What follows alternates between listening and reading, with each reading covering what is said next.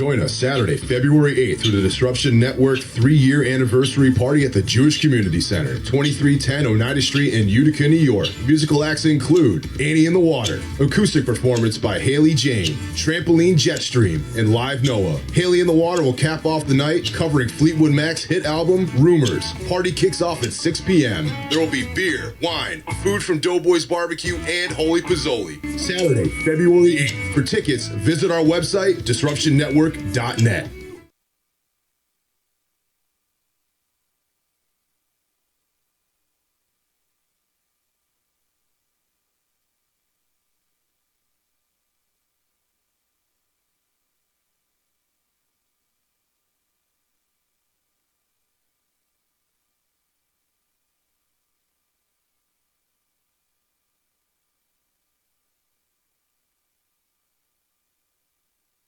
So you just bought your dream home, and now it's time to move. Let's face it, nobody likes to move. All the packing, unpacking, lifting, upstairs, downstairs, and broking everything, including your back. Let the professionals at EJA Moving Company take all the stress and pain out of your move. Competitively priced moving, relocation services, office moves, and complete packing and unpacking services. They work with everybody to make it simple and easy for you to move and relocate. Call EJA Moving Company at 315-335-0516. When it's time to relocate, have EJA Moving do all the work for you. Hit them up online, ejamoving.com. Want to know what's going on at the D? Hit up DisruptionNetwork.net and check out our events calendar brought to you by the Events Co. Find out about upcoming guests, special events, concerts, show schedules, community activities, and more. Get connected at DisruptionNetwork.net.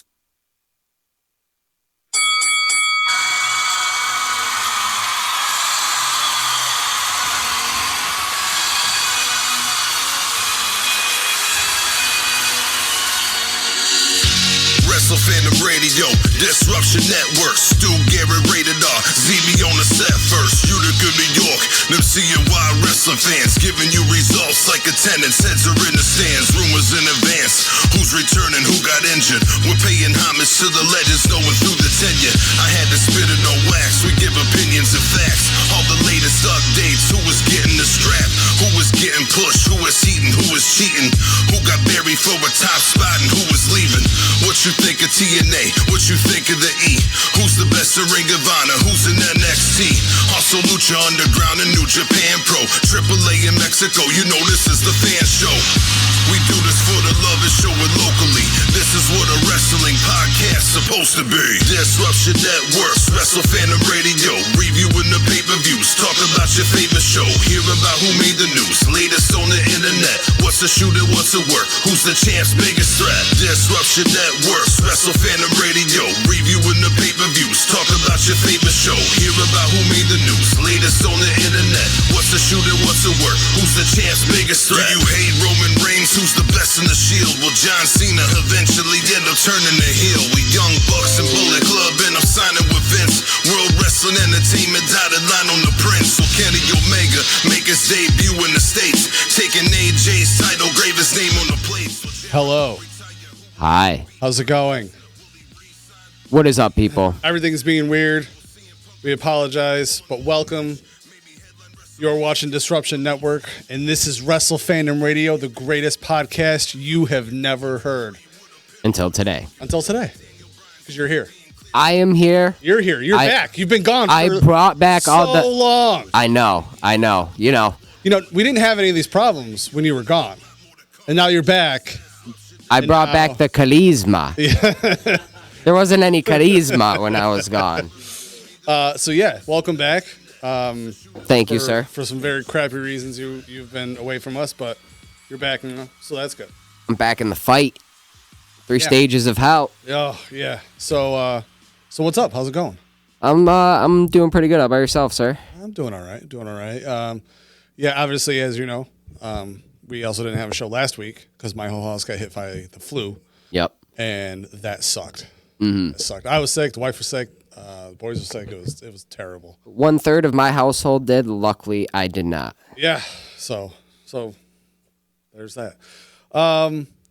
A lot has happened in the world of wrestling. Dude, we got the Rumble coming up on we Sunday. got I the didn't Rumble even coming. know that with all that it's been going on. So after our interview that we're going to launch here in just a few minutes, we're definitely going to be doing some Royal Rumble talk.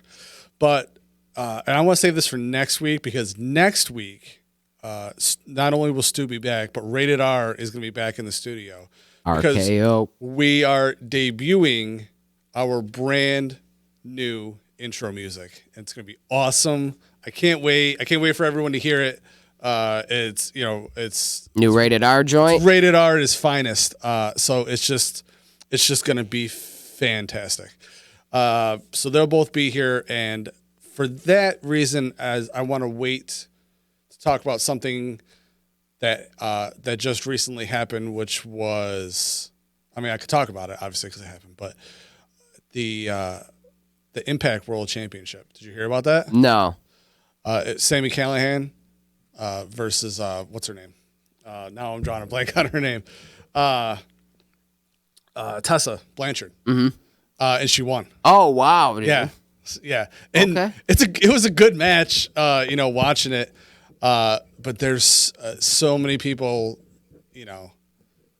so many varying opinions. I just want to wait till we have like a full panel. Right. To actually talk about Dive deep into it. What it means, its implications, what could be good, what could be bad. But I mean, congratulations to her. I think everything that everyone's saying about it could all be true. And some people are like, oh, it's amazing. Some people are like, it's kind of dumb, and both things can be true at the same time. So, I'd like to look in the context of it. And now you got another week, so go back and go check it out. Get an informed watch opinion. the whole rivalry that they had leading up to it as well, which I think was also good. But yeah, so now we're actually going to give the Toxic Terror himself, Danny Adam McCall, who obviously we have met through Immortal Championship Wrestling. And let's see if he is available. It's a bit loud.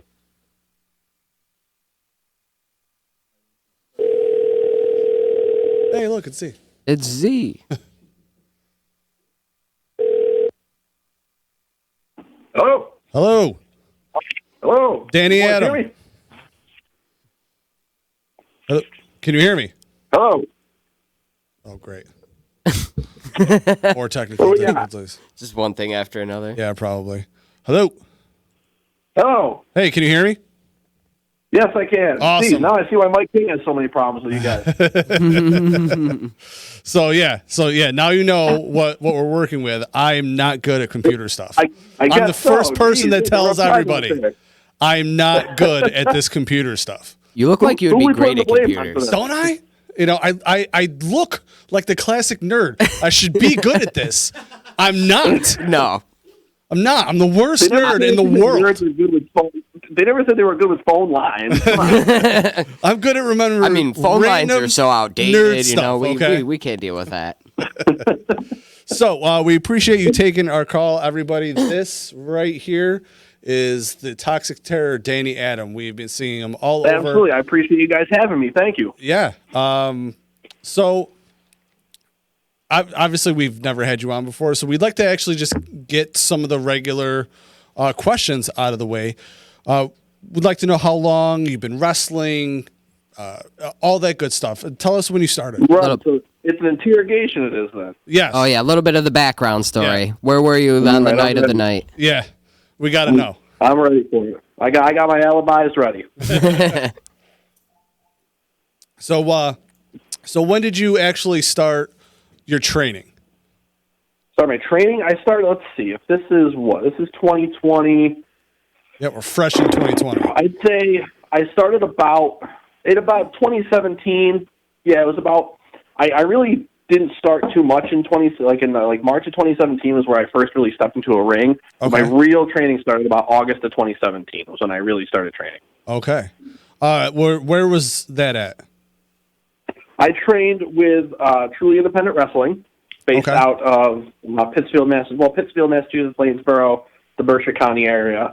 Okay. I was trained by the Wolf C.J. Scott, who also used to wrestle out in, the New York area out towards you guys and all that. And I was also trained by Lance Madewell as well. Okay. Now, are you actually from out that way, or are you a New Yorker? Originally, yes, I am from out this way. I'm from out in the Western Mass area. Oh, nice.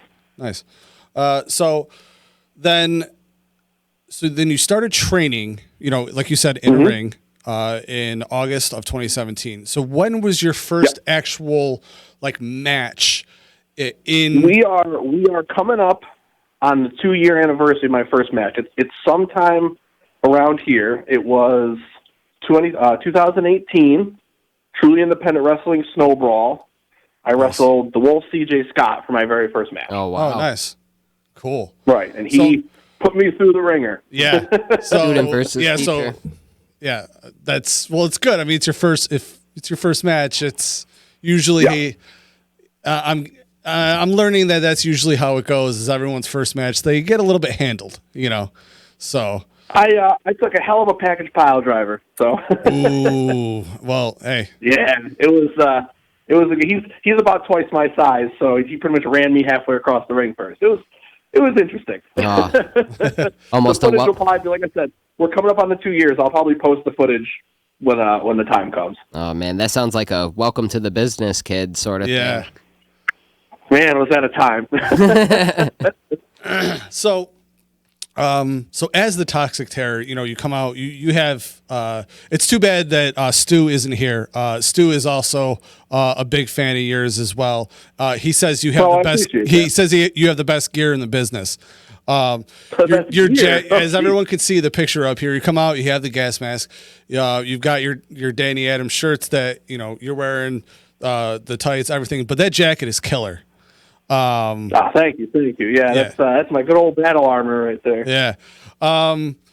What is the Danny Adams favorite?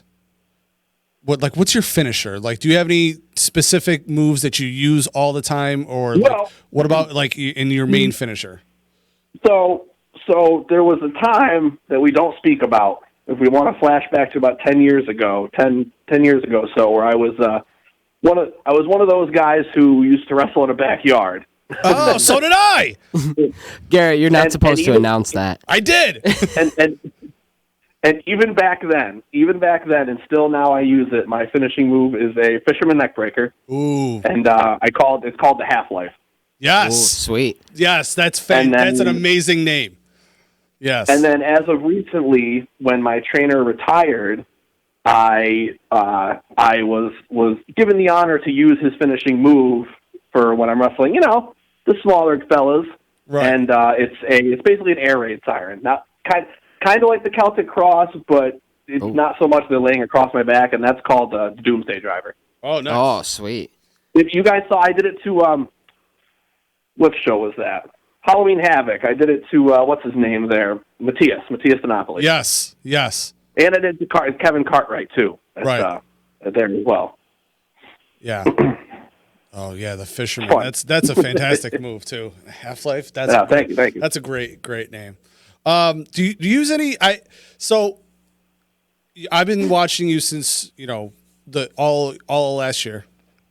Do you ever use any submission holds, or are you big on those? Or every now and then, I have a good friend of mine in the wrestling business by the name of Guy Sedlowski. He's actually a good friend of mine, a good tag team partner of mine down here, and he kind of helps me a lot with my technical aspect in wrestling, and always helps me a lot with submission moves. And as of late, I've become very adept to using the triangle lock. Where you lock the arm and the neck in a triangle lock. Yes. And I started using. I don't have a name for it yet, but it's a variant of the sharpshooter, kind of like a figure four sharpshooter. Right. You'd have to see it for me to show it to you. Yeah. That's awesome. Yeah, because the triangle one, that's the only one I recall seeing you use. So I wasn't sure if it was something you normally do. But at the same time, when you're in a match with multiple people, you don't always get a chance to. Those are faster paced matches, so you don't get a chance to really use a submission in those. And a lot of the matches I saw you in Immortal, you've been in a match with multiple people. Halloween Havoc. You were there. You were in it was the 4-way match, and then the next month you were in the 3-way. Now, especially in that 3-way match, you were obviously the smallest guy there. The werewolf in tights he's a big guy. He's right in that mid-size to where he can literally wrestle anybody. Absolutely.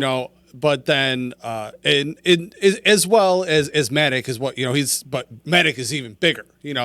And you went in there, big boy. and you showed zero fear. I mean, you were trying to get in, and it seemed like they were trying to block you out, and then it was just like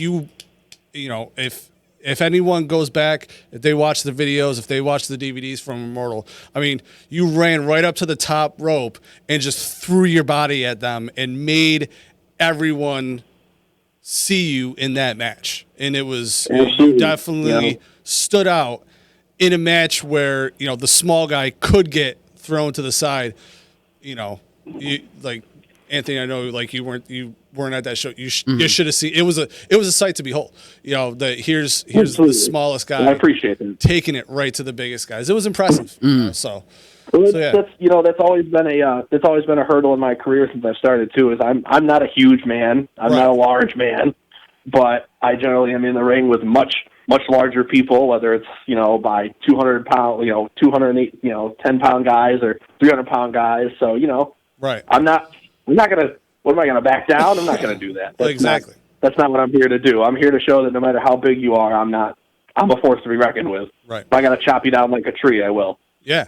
Yep. And then, speaking of that, do you think that now is especially a good time for wrestlers who aren't as big as everybody else? Because I wouldn't necessarily say that you are a small guy, but you are, smaller than a lot of the other wrestlers. So then, do you think now, especially in the indies and even some of the promotions, there's a better market than there was, back in even the early 2000s, let alone like the 80s and the 90s? Well, absolutely. I mean, if you go back to the 80s and 90s, and I'm not trying to start any fights with any bets out there. That's not what this is. Oh, no. But back in the 80s and 90s, it was a lot of just big men, a lot of large men. Yeah. And it wasn't until really, in WCW really brought in the cruiserweight division. That's where people got to really see these small guys who were only, 180 to 200 pounds flying around the ring. And especially now it doesn't matter. It doesn't matter what size you are. These big, huge guys are doing backflips, and it's a lot of just now people are using their athleticism and their speed. It's not about just being a big, strong guy who can throw someone around the ring anymore. Right. So it's good to see, and I feel like that really opens up the doors to a lot of people out there who said, "I'm not big enough to be a wrestler." That doesn't matter. Yeah, it absolutely doesn't matter. It's about how big your heart is. So. Yeah. Who says you had to be the size of Kevin Nash to be a wrestler? It's like, how many moves can he do? No, I'm not trying to talk crap about Kevin Nash. I love Kevin Nash. I'm just saying, Well, you know what? The Ninja Turtles dropped a boat dock on him. So, yeah. What size but you're going to see, in my opinion, you're going to see more maneuvers and, just more moves in general from the smaller guys, Right. Let alone just flipping. I like a hoss fight as much as anyone else, but yeah. So then you said you're coming up on 2 years of actual in-ring competition. Have you had a match with anyone that has stood out that has been your favorite match so far? Man, that's a tough call. I got a few of them. I ran through back in New York Championship Wrestling last year. I had a very long feud with someone I mentioned earlier, Guy Sedlowski, and we had two matches there that really stood out. One of them was just a qualifying match for a tournament for the heavyweight championship, and it was just we really put ourselves out there in every way, shape, or form. And then a few months later after that, back this past October, me and him had a last man standing match, and it was long and grueling, but it was probably one of my best matches just to show that I could really stand out there for that long and really put in the hard work. It was right. Whew, man, was it a hard one? Yeah. We had chairs and frying pans and trash cans and everything, bottle caps. Nice. Yeah, Nice. yeah. I put some bottle caps on the ground and slammed them on some bottle caps. Right. But I can't pick out a specific one necessarily, but I do have. There's definitely quite a few in there. If I can think of them during this talk, I'll bring it up. But Right. Another thing is we just saw that you were named ICW's Breakout Star of the Year. Is that correct? Yes, I was. Thank you. Yeah. Well, congratulations on that. Probably Thank you. for reasons that I was talking about earlier. He's dating Adam and Puts it all on the line. putting it all on the line. In all the matches. So congratulations on that. Thank you. Obviously, you're going to be aiming to do things. Get titles, have the best matches, win. Accolades like that. Is there anything do you have your eyes set on anything of importance in Immortal, or are you just going there to do your regular work? In Immortal, there's certainly some people in Immortal that I'm really eager to share the ring with, and I'm hoping, if he's listening right now, if Mike King's listening, there's some people out there I really like to get in the ring with. Blaze Haram seems like a guy I'd really like to get in the ring with. Mike Skyros, Moonlight Sun, I'd like to share some ring time with him. And he may steal your jacket. Be careful. He likes to steal stuff. And obviously, as a guy who is moving up in the business, I would love a shot at Rick Recon's Northeast Championship. Ah, yes. So I've shared a lot of locker rooms with him, and I'd love to get a chance at that title. So. Yeah, any of those three guys, that would be a stellar match for you to be in, but it'd definitely be awesome to see you in a title match with Rick Recon. Mike King, make this happen. Fans might have to make this happen at some point, because that's going to be great. We definitely want it, and we endorse you, Mike King. Yeah. So make us happy. We're basically stockholders. I hope he's listening. So, Ann, do you have any specific questions that you would like to ask? I wanna actually ask a non-wrestling related question. Growing up in the Massachusetts area, were you into the punk and hardcore scenes of the time? Sort of. It was more of like, I know that you guys have probably seen some of my merch outside of the normal Vault Boy merch, but I have a love for death metal. Yep. So I had some friends in bands around here, but it wasn't when I was real young. I mean, it was maybe about 10, 12 years ago was about when I was really like getting into the music scene out here, but it was more Western Mass. I know a lot of guys out in Eastern Mass, but I'm not big on like punk music, and some of the hardcore thing was there. But yeah, I guess I got to ask, why do you ask the question? I'm curious. Just from the area, they have a huge scene out there, and just some of your attire and everything as well. Kind of, it doesn't necessarily scream death metal. I get that vibe though, definitely. Punk and hardcore was more of a general term, but yeah, just with your attire and everything, like it's cool and different. It's unique. Yeah, well, thank you. Definitely before I got into wrestling, I was really big into like the metal scene and the music scene, which I still am, but now I got to try and balance the two. So yeah, Ant is the lead singer in a awesome punk band, so he's very into punk. So that's definitely why he knows what punk is from where. So well, yep. But yeah, so is there any or actually, you know what? Before I even get to that question, sure.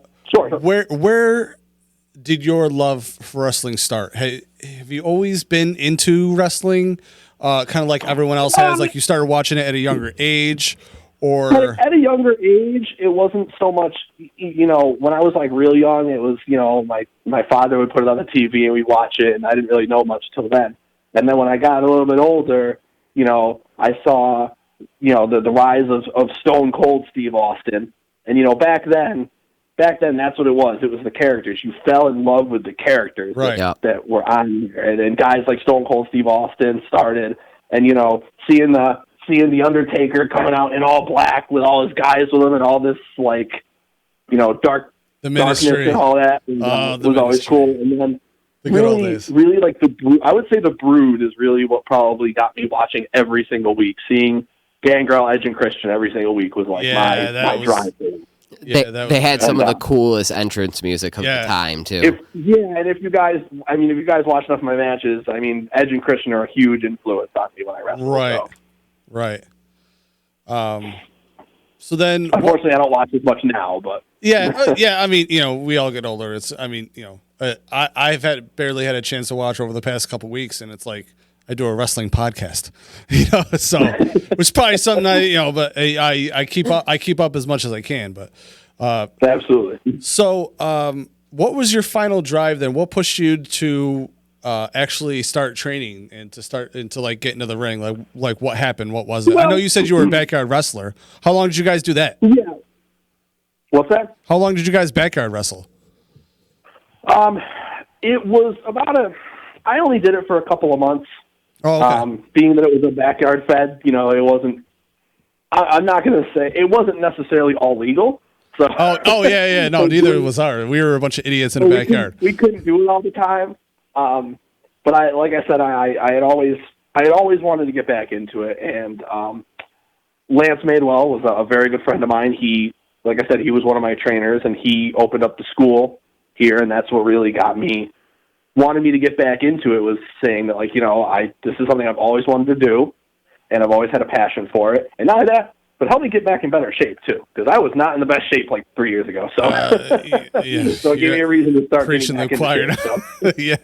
Well, that was it. Yeah, that was another push for it. Was if I start wrestling now, I'm really gonna have to get into shape. So no more being lazy. Yeah. Oh yeah. Well, and there's definitely a difference between being in regular shape and then being in ring shape too. Yeah. I think if I tried to get into ring shape, I would die. And I will say this, in this, I wouldn't say it's necessarily a plug, but I've done a lot of seminars over the past 2 years that I've been in the wrestling business, and there's been guys like I took a Marty the Moth seminar. It was a lot of talking, a lot of psychology, a little bit of in-ring work, mostly just psychology. But there are guys out there, like when I took a Damian Adams seminar, where it's a lot of in-ring cardio, blow-up drills, and man, I learned I wasn't in the greatest shape then. But yeah, there's definitely a difference between a guy who can sit in the gym and lift weights for 3 hours and a guy who can, run around the ring and do an entire match. It's a whole different style of being in shape. Yeah. You even see that between different athletes. It's a lot of the guys that played football went on to become successful wrestlers. You had like Roman Reigns and The Rock, Brock Lesnar. But a lot of guys are like, oh no, and they're insane athletes. They're good. They're amazing on the football field. And then they get in the ring and it's like they look like garbage. And it's like you're not conditioned for it. You have You're not conditioned for it. You don't know how to move within it, and it's and they're like, "Oh, I can do this," and they can't. They really can't. So it takes. It takes a lot of training.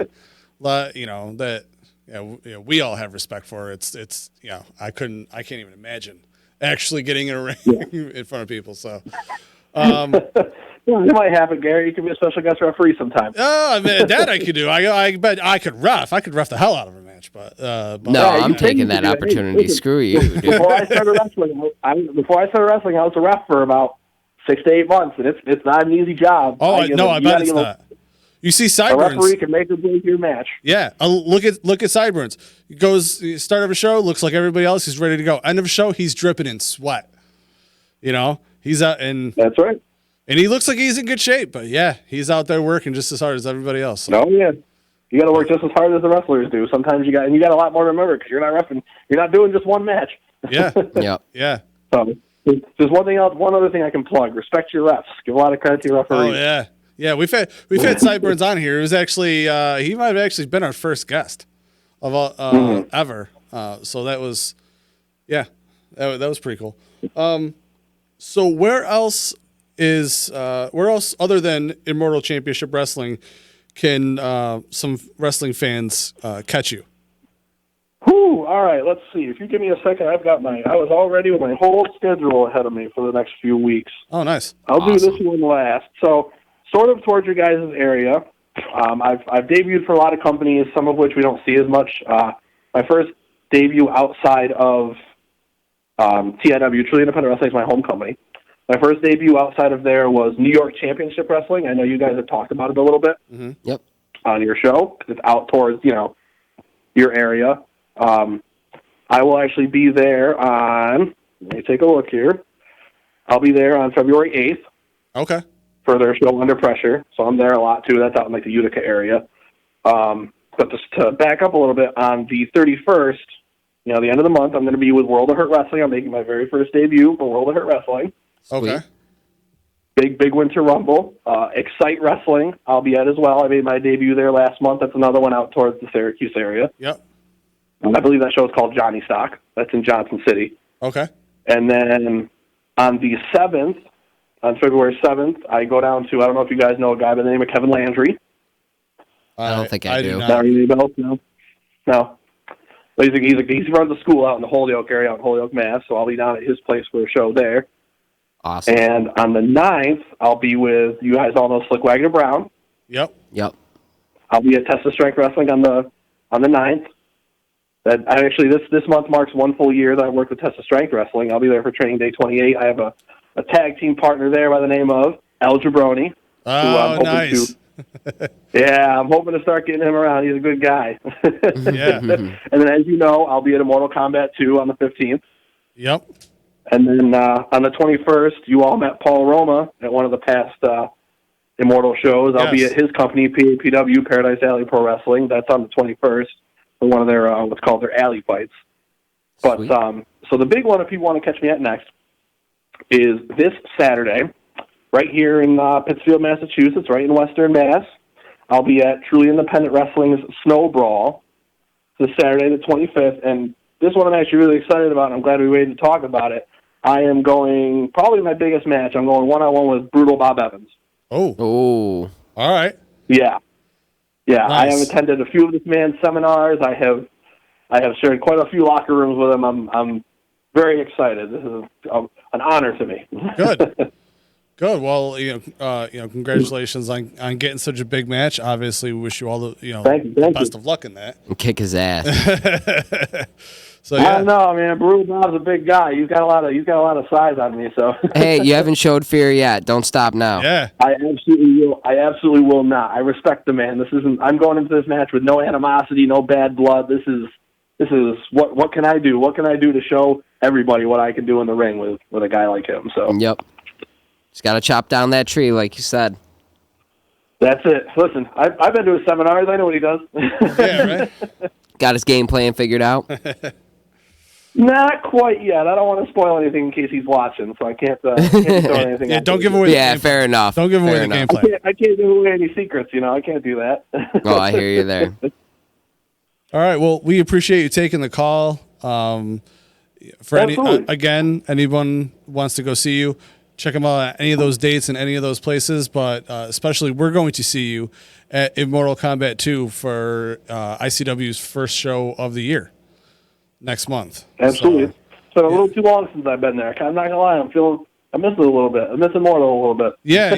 That 2 months that they're gone, man. It's been a long time. It feels way longer. In between. It feels like it's been my heart a little bit. Way too long. Yeah. That's right. Right. And I would look forward to seeing you guys there, and I appreciate you guys for having me on the show. Yeah, we appreciate you taking the call. Let me point a couple of the shows I'm working coming up. So yeah, absolutely. And we'll be there doing more photos like we always do. So we'll check you there. I'm sure I'll have some new merch or something to show off there. I do have two new shirts coming soon. Nothing set in stone yet, but over the next couple of months those will be coming out soon. So awesome. Okay. No hints yet because I haven't done them yet. So I've got some in the way. Awesome. All right. Well, fantastic. Then we will see you next month. Thanks for taking the call. All right. Hey, you guys enjoy the rest of your night. Thanks for having me on. I appreciate it. All right. Peace. All right. Bye. Bye. Do. Awesome. It's just us again. Just us. So we both said catching up on wrestling's been a little hard. Yeah. But the Rumble's coming up. The Rumble is fantastic. The Rumbile. The Rumble is, I feel like it creeped up, like I said, and I've been sharing with, the audience. It's like we moved. Everything has been crazy. We're trying to get the house in order. We're trying to get a million things in order. Then we got hit by the flu. Yeah. So then now I feel like we feel like we lost a week of our lives. It's just been crazy. Mm-hmm. But I've been trying to catch up, trying to see what's going on. Obviously, we have tonight's NXT and SmackDown on Friday, and then leading up to the Rumble. And then now, there's going to be a takeover on Saturday too, I imagine, right? You know what? How do you not know this? Yeah, there should be a takeover. But here's the thing, right? I'm pretty sure there's going to be a takeover. But yeah, just drag it out by taking a sip of your water. Yeah, I am. Like Stu was telling me because of the way everything's been. They're now they're going to have the Rumble, both the men and the women, is going to be 10 from Raw, 10 from SmackDown, 10 from NXT. Okay. So, what are your thoughts on that? What do you think? I like that they're getting more NXT people involved.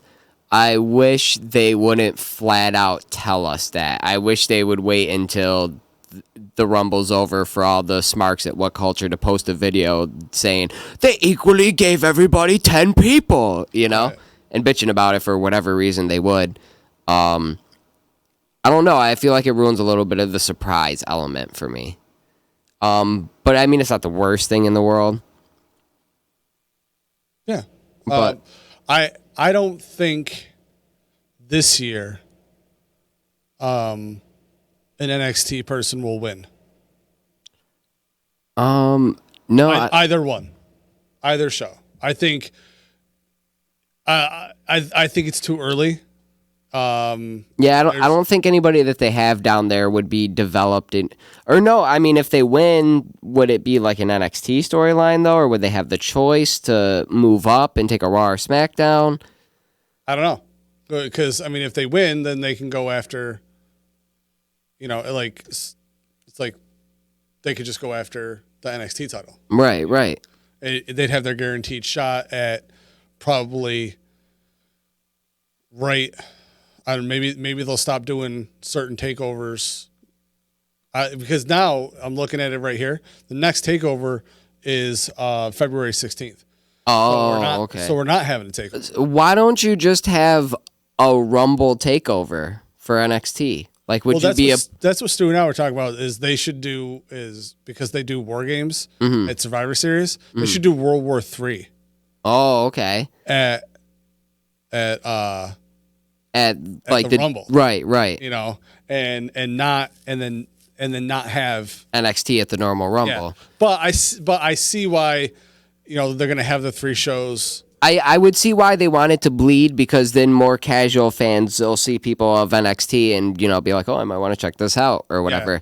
I get their logic behind it, but I feel like it would be more beneficial if they had their own, like World War III, or even if they just had their own Rumble style takeover, right? Just for them, because I know people go back and forth on surprise entrance, as in like old wrestlers coming back or whatever. But I mean, it's neat to see. I'd rather see some surprises than no surprises, right? Because then you're almost bummed out by the time number 30 gets there, and it's almost like, all right, who's gonna win? Yeah, no, it's. That there's going to be 10, 10, and 10. Mm-hmm. It's like you could just have some random person, Right, because, I mean, a Royal Rumble, much like a wrestling match in general, is just a roller coaster, and you need those ups and those downs, Right. And what better way to get, like, some good ups than to get a nice pop, a nice nostalgia pop from the crowd. Right. So yeah, you think they should still have their own... I think... They should not only that they should have their own for certain reasons to take the old awesome WCW ones and bring them back NXT style, but they've already set it in stone, not in stone, but all the takeovers are better than the than the shows that they're at. You know, it, in my opinion, with the exception of the Rumble, because the Rumble itself is always awesome, even if the Rumble wasn't like spectacular. The Rumble's still great. And I agree with you definitely to that point, to where now if you have 10, 10, and 10, it's not really. It's the surprise is okay. Who is it going to be? Right. From that show. Right. Not oh hey, all of a sudden boom, Rey Mysterio shows back up and he's back in the company and he came back into the Rumble. So then it's just like, yep. Like. Well, and you're it gets rid of a lot of that, unfortunately. And it's like it's a double-edged sword too, because like great, 10 NXT guys are gonna get good paydays, but now 10 people are kicked off of the main roster. It could have been 5 more from SmackDown and 5 more from Raw, whoever it may be. Whether it's we haven't watched in a while. I'm not familiar with who's still jobbing out there or whatever, but that's a nice payday that they're now going to be missing out on. Yeah. To I guess make the Rumble more epic, which it will, but I don't know. I would rather just see NXT have their own Rumble. Yeah. I know I keep talking in circles about it. No, it's okay. I definitely think because they're having NXT in, one of the last 3 people will probably be an NXT person if it's not the last like let's say Keith Lee isn't. Could you imagine them have one of each show? I imagine that's probably what they'll do. Yeah, but then you're going to talk about 6 Rumbles because you got to have the women's. No. What I'm saying is at the end of the... Well, I mean, I guess they could do this at the Women's Rumble too, but I mean, they're going to have one participant from each show as the final 3. So you're going to have one Raw person, one SmackDown person, and one NXT person. That's almost guaranteed. If they don't do it at the women's, they'll definitely do it with the men's, which kind of takes a little more surprise out of everything too, Right. And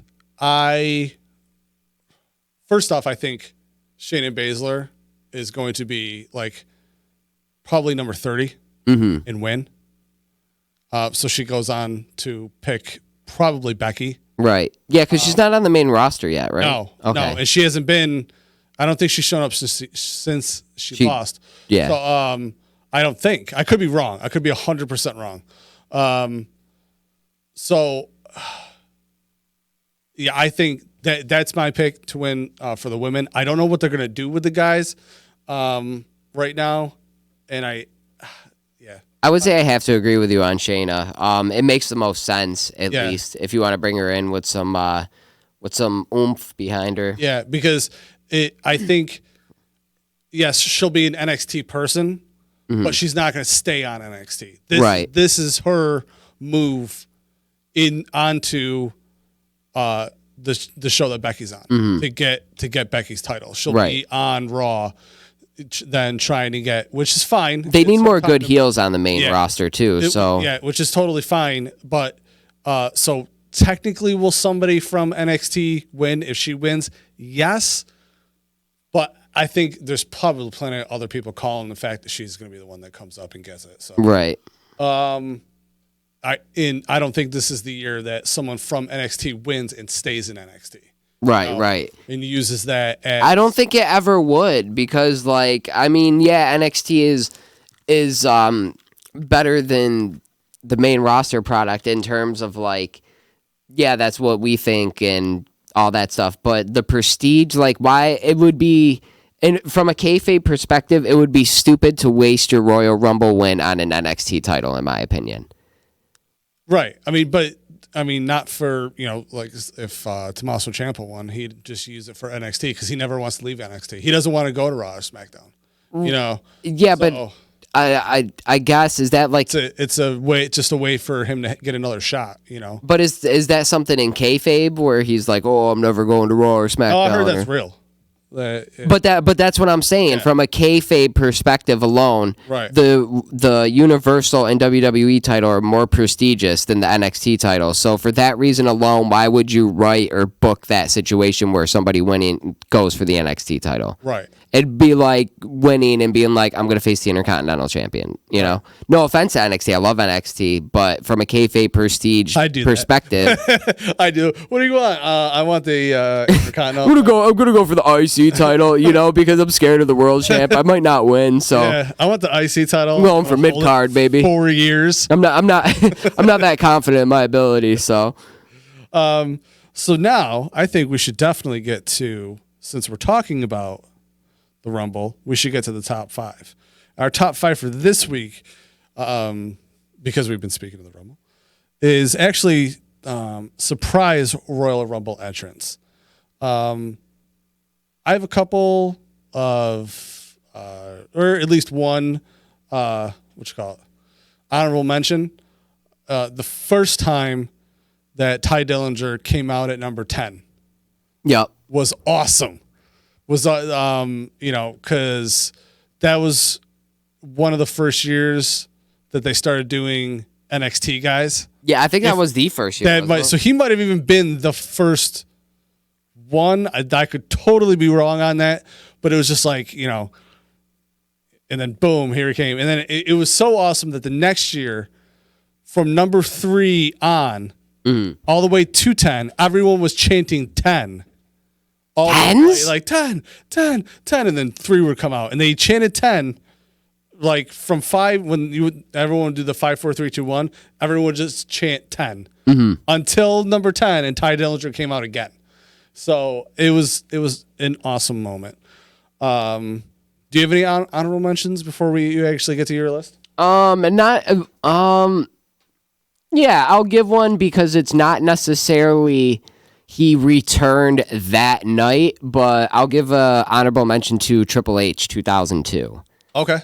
Because it was his triumphant return to the ring where, he won the Rumble and won the Undisputed Championship afterwards. Right. That was after he tore his quad, right? Correct, yeah. So but he was in the 2-man power trip and he tore his quad. Yep, but then he came back to Raw. Yeah, and he came back to Raw and cut a promo. No, he did cut a promo, I'm pretty sure. He didn't say a word for about like 10 minutes, but he just came out and just soaked it in. It was like one of the biggest, crowd. One of the biggest ovations ever, pretty much. And so I'm gonna go with that. Yeah, that's a good one. I'm gonna say my number 5, just because it was surprising to see him there in general, because it was then 2011, was Diesel. Okay. I don't think anyone, thought, okay, yeah, Diesel's not gonna win, or maybe he might win because no one's gonna, he doesn't want to go over the rope. Right. It was still just, or if he does, cool. he'll break every bone in his body. Yeah, it was still just cool to see him there. Number 4, and number 4 and 3 are both returned from injuries. Mm-hmm. Excuse me. Number 4 is Edge in the 2010. Okay. When he came back, which I'm sure then a lot of people were probably like, all right, Edge has been out on injury. This might be when he comes back. Mm-hmm. So that was cool. But then number 3 is above that because when John Cena came back in 2008, he came back like 2 months early. Yeah, dude. He was only from out like a broken neck. He tore, I think he either tore something in his shoulder or his pec or something in between. He tore something that they said he was going to be out for like a year. For like 8 months to a year, and he came back in like 6 months or something like that. I think 4 months. He was gone. I think he was only gone for 4. He was supposed to be gone for at least 6 or a year or something like that. He was gone for a very short amount of time. And he came back. It was awesome. Seeing Triple H's face was, him just being like, oh, what, So then, what else?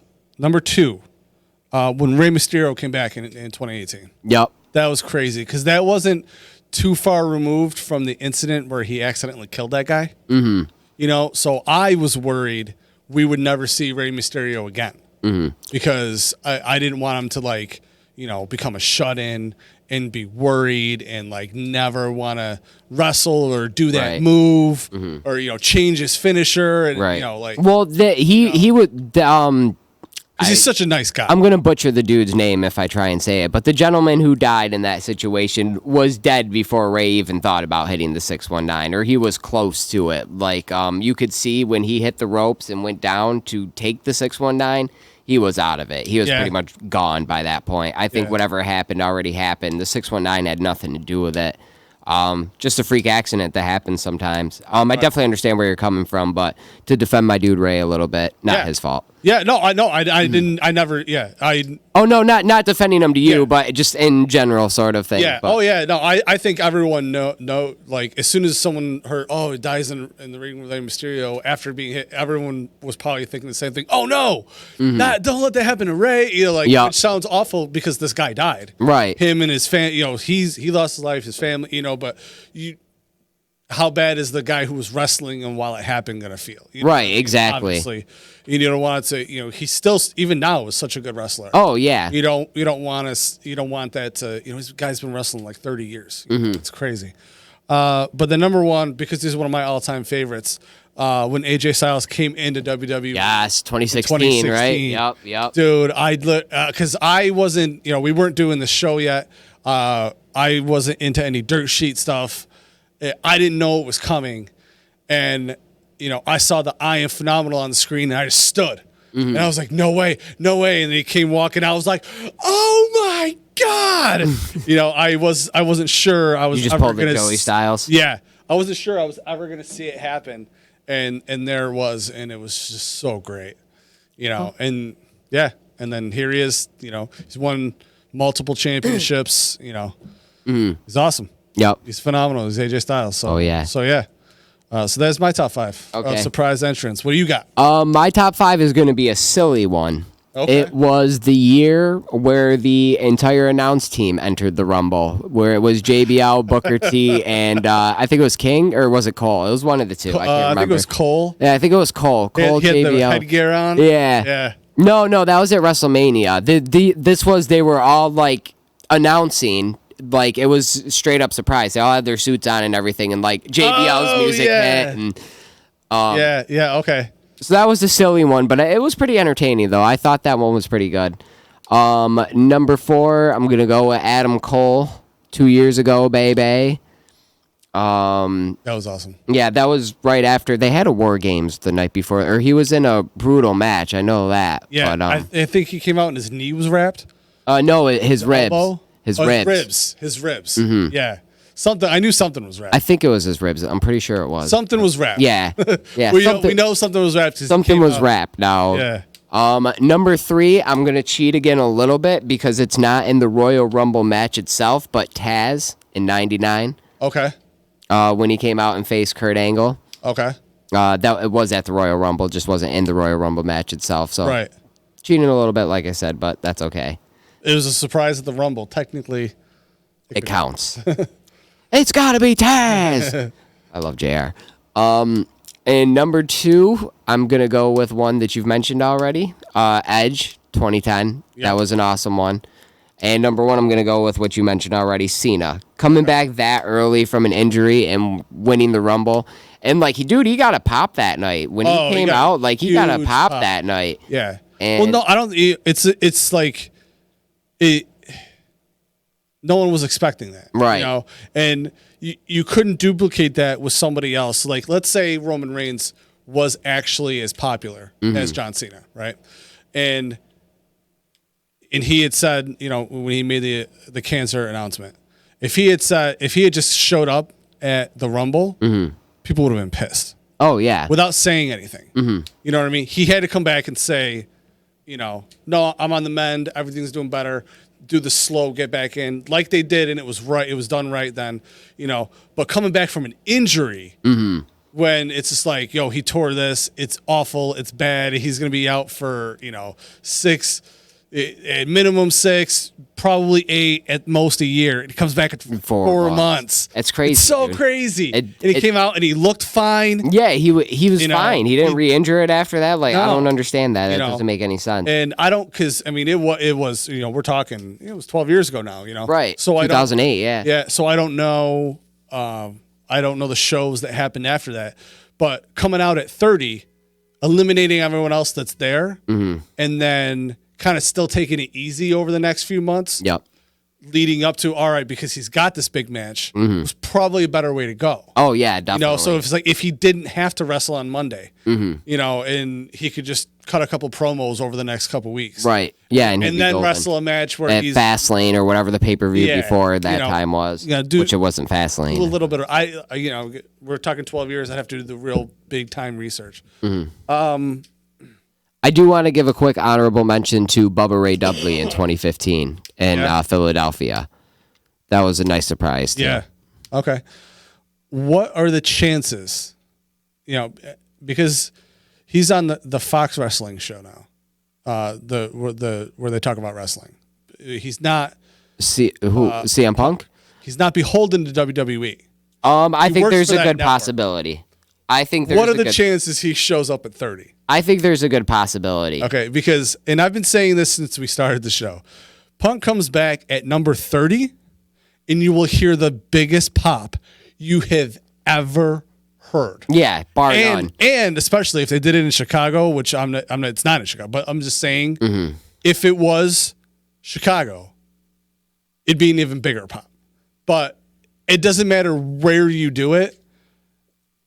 He shows up at 30. Yeah, excuse my French. People are going to shit themselves. No, they lose their minds. It'd be, it just, because it's in Texas. But I don't know. I still think it'd be smart. It'd be awesome. Even if he didn't win, even if it was the only time he showed up and. Oh, there's no way he's not winning if he shows up. If he shows up, he's winning. There's no way he's not. It'd be a waste for him to show up and not win. Yeah, to not win. Mm-hmm. But I think that I think it's a possibility because especially it's been picking up, but it's still stagnant compared to because NXT and AEW are the new shiny babies to take care of and to tend to and all that. So everybody's kind of throwing WWE to the wayside. But if they bring CM Punk back, that's it. All eyes are going to be back on WWE. Right. It'd be the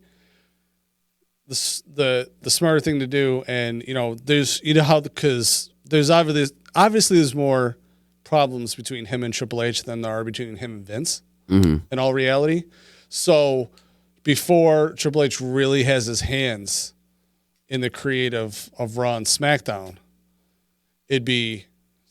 If Punk was to come back, it'd be smarter for because he doesn't have a shot at getting it, but then going back to NXT, right? Or going down to NXT, right? And getting it because unless they really sit and hash it out, I don't see. Yeah, but one thing about Vince over the years though is he's made up with everybody. Though. Yeah, Vince is made up with everybody. I don't know. I think Triple H would be stupid. Triple H did mediate between him and Bruno, between Vince and Bruno, and a couple of others as well.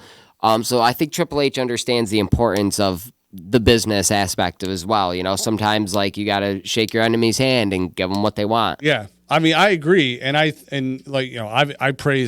praise him all the time for everything he's done with NXT. It just, you never know how deep something goes in real life. Mm-hmm. So, I don't know if it'd work, essentially, with it, with that. But I don't know, man, it'd be awesome. It'd be a fat paycheck. That's how it would work. It'd be good for him, and if he could, even if he just came back for a year. Yeah, he just had that one. WrestleMania main event that he always wanted, had his farewell tour, and that was it. Yeah, wrestle a couple spots. He wouldn't even have to wrestle that much, Mm-hmm. He certainly isn't Brock going to Lesnar doesn't wrestle that much. He could wrestle Brock, Brook. Can we get the title off of him, please? That'd be a good way. Have any way would be a good way. Punk if Paul Heyman pinned Brock Lesnar for the title, it would be a good way to get the title off of him. Because that's the thing. Because I read one thing that was a dumb dirty type thing where Ronda Rousey is supposed to come and take the Universal title off of him on the Raw after SmackDown and beat him and make him tap because Paul's gonna be in her corner now. But CM Punk is a Paul Heyman guy. Right. So why not pull that trigger at WrestleMania? Dude, I don't like. Why I not said, have him? It would be, dude. It would be a nice match. Why not have Paul and them actually have a real problem with each other now this time instead of like the fake one that they fake out one they did before, and then boom, and then now he's in Punk's corner. Yeah, dude. And Michael Cole and Byron Saxton could be co-Universal champion, and I don't care as long as the title is off of Lesnar. Yeah. If he wrestled more, I'd actually be more open to a lot of what they do. It's the fact that he only wrestles. Right, that the TV's every not now on and there. then. It's kind of a double-edged sword because he kind of is a one-trick pony. Sell. Like, people make fun of Cena about it, but at least Cena's more subtle about it than Lesnar. Right. Lesnar, sell, F5 win, Right. It's definitely, he's not what he was in his first run.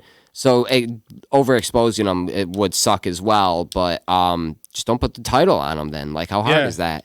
For a few years, he was a big attraction. Oh, who's Lesnar going to wrestle at this one? But then they put the title on him, and then it was just, I don't know if they're trying to add prestige to the title. Well, in my opinion, you just lose it when it's not on the show. But now the titles are switched. So the WWE Championship doesn't need any prestige added to it. It's the WWE title. Right.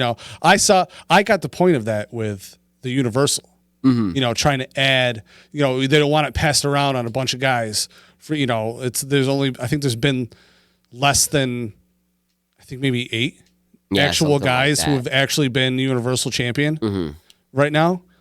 And it's been around for a few years. But the prestige to me, at least for that belt, is just like within the company. Like, I don't need Lesnar to hold it to be like, oh, this belt is prestigious. Not Lesnar. I meant more the availability of it. Like, this guy held it, and he's the guy that only wrestles these 4. So you only had the access to it every 4 months. So you needed to be on top in order to get that shot. Right. So that's what they were. I felt like that's what they were trying to do with it. But the WWE title doesn't need that. Yeah, no, it doesn't. It's the WWE title. Right. It's been combined with the WCW World Championship twice. You know what I mean? Oh, I know. It doesn't need that. It doesn't need that. No. But yeah, hopefully he shows up. It'd be awesome if he did. Because then he could be like a Raw entrant, and then he could show up last, because that'd be awesome. I know. I definitely think there's a possibility of it. I don't see why not. But that's it. I guess we'll see what happens on Sunday. Sunday. Join us next week. May have a good interview up for everybody, but we're definitely gonna have a few things going on because we are going to have brand new intro music. It's going to be awesome. Rated R is going to be in the studio. Stu will be back. We just finished the robot versions of them. We killed them and made robot versions. They're finally working. And we're definitely. I wasn't quite prepared this week because of what happened last week, but I'm definitely going to be sharing more about our new store that is up on seasonalsports.com. So if you want to see some Wrestle Fandom Radio merch, go check out our store that's right on their page. Just click. Support us, man. Yeah. And we need to eat. Yeah. Thank you to all of our sponsors. I can't talk anymore. Please support local, and we will see everybody next week. Peace. Yeet. Oh, son of a bitch. Do it.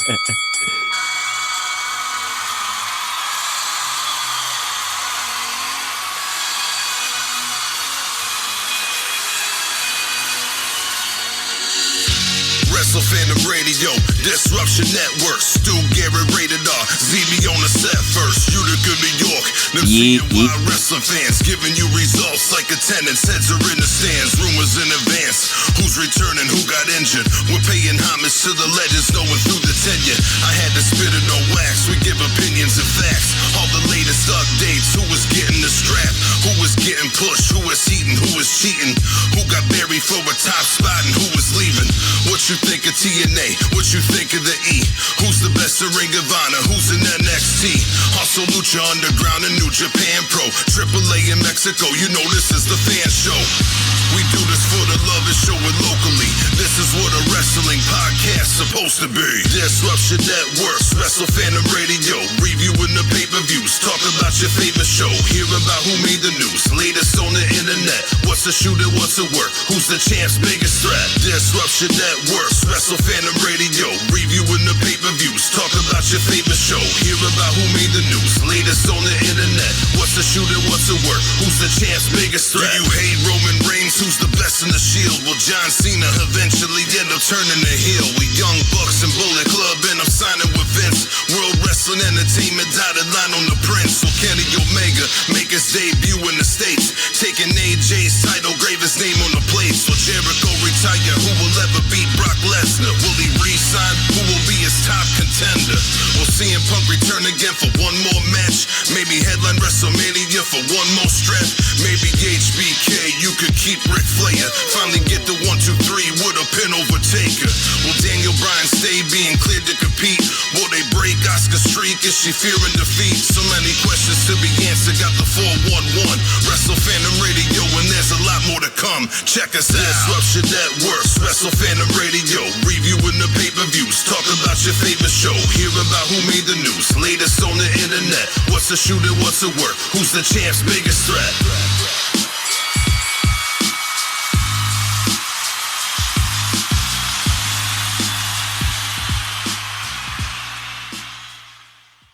Join us Saturday, February 8th through the Disruption Network 3-year anniversary party at the Jewish Community Center, 2310 Oneida Street in Utica, New York. Musical acts include Annie in the Water, acoustic performance by Haley Jane, Trampoline Jetstream, and Live Noah. Haley in the Water will cap off the night, covering Fleetwood Mac's hit album, Rumors. Party kicks off at 6 p.m. There will be beer, wine, food from Doughboys Barbecue, and Holy Pozzoli. Saturday, February 8th. For tickets, visit our website, disruptionnetwork.net.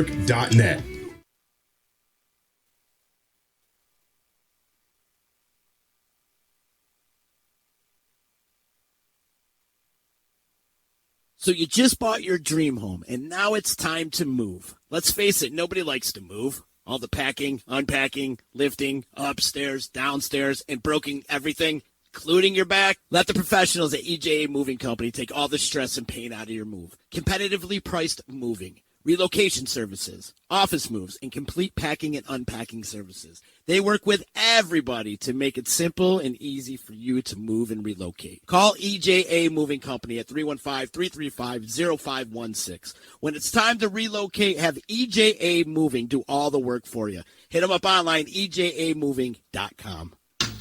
Want to know what's going on at the D? Hit up DisruptionNetwork.net and check out our events calendar, brought to you by the Events Co. Find out about upcoming guests, special events, concerts, show schedules, community activities, and more. Get connected at DisruptionNetwork.net.